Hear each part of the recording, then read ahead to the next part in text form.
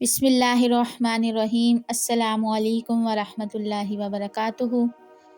جو واقعہ آج میں آپ کو سنانے والی ہوں، یہ واقعہ قرآن مجید میں تفصیل سے بیان کیے گئے واقعات میں سے ایک ہے۔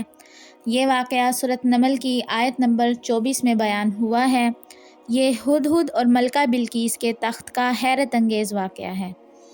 روایات میں ہے کہ حضرت سلیمان علیہ السلام کو ایک موقع پر ہدہد کی ضرورت محسوس ہوئی۔ ہدہد کے متعلق مشہور ہے کہ جس مقام پر پانی سطح زمین سے نزدیک تر ہو اسے معلوم ہو جاتا ہے۔ اللہ بہتر جانتا ہے کہ حضرت سلیمان علیہ السلام کو ہدہد سے یہی ضرورت تھی یا کچھ اور۔ البتہ انہوں نے پرندوں کے لشکر میں ہدہد کو تلاش کیا اور وہ وہاں نہ ملا۔ آپ کو اس بات کا رنج ہوا اور فرمایا، یا تو وہ اپنی غیر حاضری کی کوئی معقول وجہ بیان کرے، ورنہ میں اسے سخت سزا دوں گا یا اسے ذبح ہی کر ڈالوں گا۔ روایت کے مطابق تب حضرت سلیمان علیہ السلام کی سلطنت فلسطین کے شرق اردن اور شام کے کچھ علاقے میں تھی۔ افریقہ میں بھی حبشہ اور مصر کا حصہ آپ کے زیر سلطنت آ گیا تھا، لیکن جنوبی یمن کا علاقہ آپ کی سلطنت سے بہت دور تھا۔ روایات بتاتی ہیں کہ ہدہد حضرت سلیمان علیہ السلام کے لشکر سے غائب ہو کر یمن کے علاقے سبا میں پہنچ گیا تھا۔ یہاں کے لوگ تجارت پیشہ اور آسودہ حال تھے۔ کچھ دیر بعد ہدہد حضرت سلیمان علیہ السلام کے پاس حاضر ہو گیا اور کہنے لگا، میں اہل سبا کے کچھ ایسے یقینی حالات معلوم کر کے آ رہا ہوں جن کی تاحال آپ کو کچھ خبر نہیں، اور وہ یقینی خبر یہ ہے کہ سبا کا شہر ایک زرخیز اور شاداب علاقہ ہے۔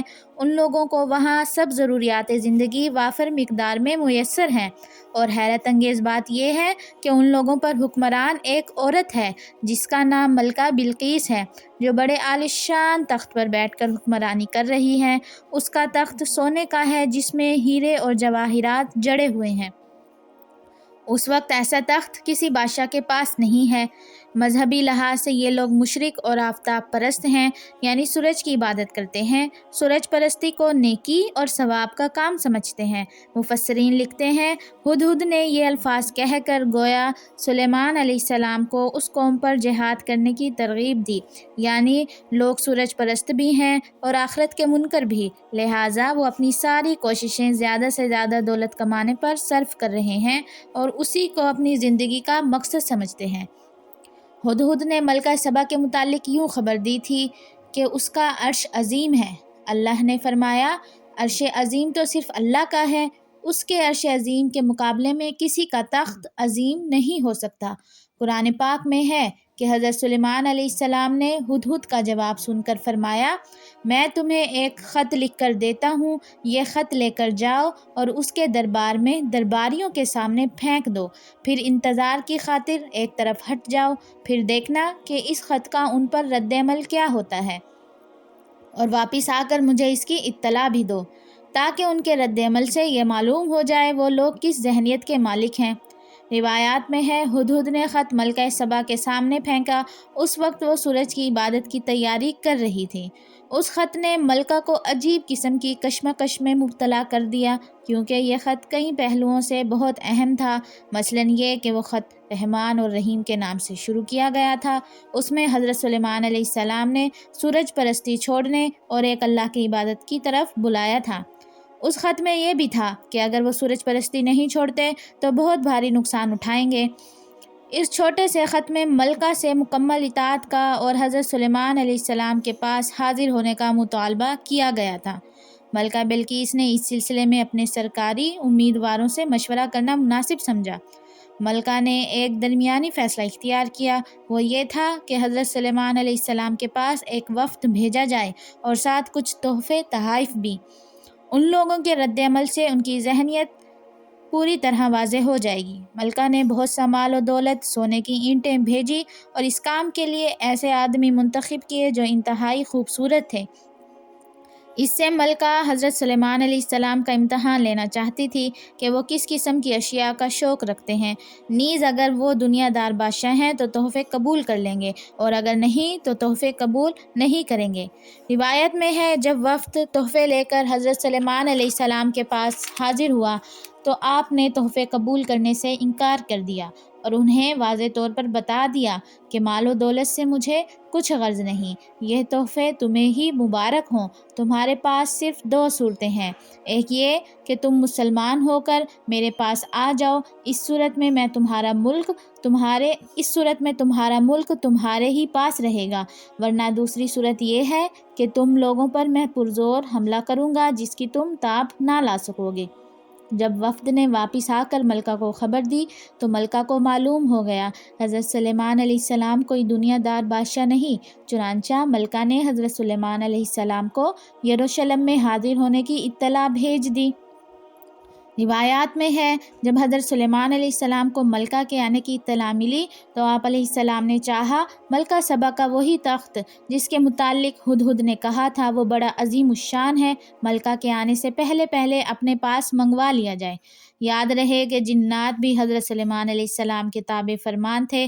حضرت سلیمان علیہ السلام کے دربار میں انسان، چرند، پرند سب حاضر ہوتے تھے۔ آپ نے سب کو مخاطب کر کے پوچھا، تم میں سے کون ہے جو ملکہ کے یہاں پہنچنے سے پہلے اس کا تخت یہاں اٹھا لائے؟ ایک بھاری قد و قامت والا جن بول اٹھا، آپ ملکہ کے آنے سے پہلے کی بات کرتے ہیں، میں تو دربار برخاست ہونے سے پہلے تخت آپ کے پاس لا سکتا ہوں، مجھ میں ایسی طاقت ہے۔ ابھی جن کی بات ختم نہیں ہوئی تھی کہ ایک اور شخص بول اٹھا کہ آپ کے پلک جھپکنے سے پہلے میں وہ تخت لے کر آ سکتا ہوں۔ وہ شخص کون تھا؟ اس کا جواب قرآن و حدیث سے نہیں ملتا، اور غالباً اس بات کو جاننا انسان کے لیے ضروری نہیں۔ روایات میں ہے جب ملکہ حضرت سلیمان علیہ السلام کے دربار میں پہنچی تو اس کو تخت دکھا کر پہلا سوال یہی کیا گیا، کیا تمہارے پاس بھی ایسا تخت ہے؟ وہ بڑی عقل مند عورت تھی، اس نے فوراً پہچان لیا کہ یہ تخت اسی کا ہے۔ اس نے سوال کی طرح جواب دیا کہ یہ تو بالکل ویسا ہی تخت لگتا ہے۔ روایت میں ہے حضرت سلیمان علیہ السلام نے اپنے محل کا فرش کچھ اس طرح سے بنایا تھا کہ اس کے اوپر شیشہ جڑا ہوا تھا، لیکن جب کوئی شخص محل کے صحن میں داخل ہوتا تو اسے وہ صحن گہرے پانی کا حوض معلوم ہوتا۔ ملکہ بلقیس نے جب صحن کا نظارہ دیکھا تو اسے پانی کا حوض سمجھ کر اپنی پنڈلیوں سے پائنچے اوپر اٹھا لیے۔ تب حضرت سلیمان علیہ السلام نے فرمایا، پائنچے اوپر اٹھانے کی ضرورت نہیں، یہ پانی کا حوض نہیں بلکہ شیشے کا فرش ہے۔ چنانچہ ملکہ بلقیس اللہ رب العزت پر ایمان لے آئی تھی اور حضرت سلیمان علیہ السلام کی پیروی اختیار کر لی تھی۔ ناظرین، آپ نے ملکہ بلقیس کا پورا واقعہ ملاحظہ کیا کہ کس طرح ایک پرندے کے ذریعے ملکہ بلقیس کی اور اس کے تخت کی خبر حضرت سلیمان علیہ السلام تک پہنچتی ہے، اور پھر آپ علیہ السلام ملکہ کے آنے سے پہلے اس کا تخت برآمد کروا لیتے ہیں۔ ان تمام معجزات کو دیکھ کر ملکہ بلقیس آپ علیہ السلام کے ہاتھ پر ایمان لے آئی تھی۔ اب یہاں پر کچھ لوگ سوال کرتے ہیں کہ کیا ملکہ کا حضرت سلیمان علیہ السلام سے نکاح ہوا تھا؟ بعض مفسرین کی رائے یہ ہے کہ ان کا نکاح ہوا تھا اور بعض کہتے ہیں کہ نہیں ہوا تھا۔ اب رہی یہ بات کہ تخت کو لانے والا کون تھا، بعض مفسرین کے نزدیک تخت کو لانے والے حضرت سلیمان علیہ السلام خود تھے۔ وہ اس سے اللہ رب العزت کی شان ظاہر کرنا چاہتے تھے کہ جب جن نے کہا میں دربار برخاست ہونے سے پہلے تخت لے آؤں گا تو انہوں نے فرمایا کہ تم دربار برخاست ہونے سے پہلے لاؤ گے، اللہ نے مجھے اتنی طاقت دی ہے، اللہ کا میرے اوپر اتنا فضل ہے کہ میں پلک جھپکنے سے پہلے وہ تخت یہاں پر لا سکتا ہوں۔ مگر یاد رہے کہ یہ بعض مفسرین کی رائے ہے، اور بعض مفسرین کے نزدیک وہ شخص حضرت سلیمان علیہ السلام نہیں بلکہ کوئی اور تھا۔ اللہ بہتر جانتا ہے، واللہ عالم بالصواب۔ تو امید ہے آپ کو یہ ویڈیو بہت اچھی لگی ہوگی۔ میں اپنی اگلی ویڈیو میں حضرت سلیمان علیہ السلام کے چند اور واقعات بتاؤں گی جو کہ انتہائی دلچسپ ہونے والے ہیں۔ جزاک اللہ خیرا و احسن جزا فی الدارین۔